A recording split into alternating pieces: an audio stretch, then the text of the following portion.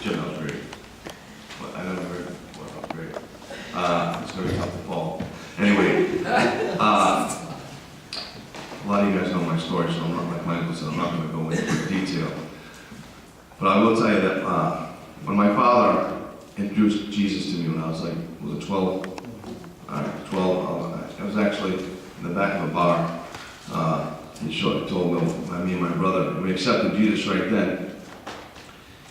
And ever since then, well, the next 15 to 20 years was really tough for me. And I blame it on my father, because like my uncle said, that's why the devil came after me, because I was a Christian. Me and my uncle were driving Nicholas home the other day, and we were telling him that you don't necessarily have to find the Lord through going through bad things. You become a Christian, you're the number one target for the devil. You do have a target on your back. And a lot of times we're not strong enough to understand that. And I wasn't strong for a long time. I chose the wrong path every time. He gave me a choice, and I didn't do the right choice. I don't really know what. I mean, God didn't leave me alone. He didn't forsake me. He kept coming after me, and a lot of that has to do with prayer for my family. My mother especially, she never let me down. And my father, my uncle. And finally I got through it. You know, I battled the drug and alcohol thing for a long time. And I beat it. You know, I have an occasional beer here or there, I'm not gonna lie. But I'm not anywhere where I was. And like Jim was saying is, you know, when you talk the truth to people, and I used to have, because I was a Christian, and I'd get drunk and have a nice long speech about God. Who's going to listen to you when you're like that? And he's right, you have to have credibility. I believe I do have that credibility now because a lot of people, you know, ask me questions now because they know. You know, when I first came to this church way back then, when Pastor Asari was here, I just came and I did the Sunday school thing, did the youth group thing.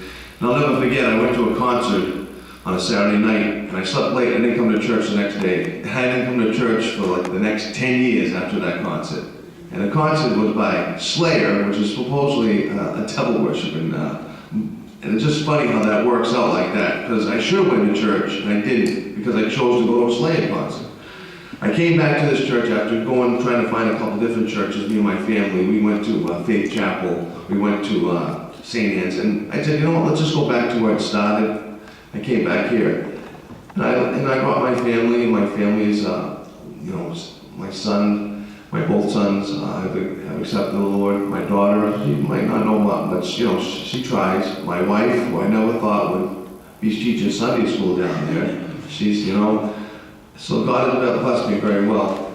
And it's just, you gotta keep, you know, like my uncle said about my cousin, it's a tough thing. And God is gonna keep giving you challenges, just like he gave Job. He tried to do everything from Job, just to take Job away. And it's really not, you know, you're gonna have tests. You know, for instance, work has been slow. I wasn't able to pay my rent on time, and I didn't know how I was going to take care of Christmas, and I was very down, but I didn't lose my faith, and the next thing you know, I get a phone call. It's from a friend of mine. He wants me to do his design, his website. He'll do it for $500, and took care of Christmas. One door open, one closed, and that door opened because I did the website. Now I do it, and now all of a sudden everyone's calling me for that. So when work is slow, for what I do normally, something else happens, and I'm able to get by. My landlord works with me. Things happen because you got to stay straight. Like I said, you know, that happened to me. And then all of a sudden, you know, my work was slow. I didn't know who's going to pay the bills. Didn't know if it was going to be Christmas. What more can be thrown at me? My wife, I find out she's got some kind of sickness that she's going to take care of.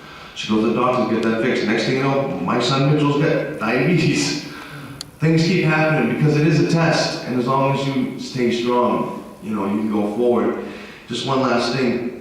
I always like to talk about God, and God puts you in positions, and nothing's by accident. I was at the registry the other day, and they were giving this guy a real hard time about time not filled out because some people just don't want to be at the registry working. I don't know why they're there. But anyway, she told us a man and the guys walking around in circles, not going, so I brought him aside, I'm like, this is what you have to do. And because he's coming from out of state, we just started talking. Guess what? He's the youth minister at church in Stoughton. They're having problems with their website.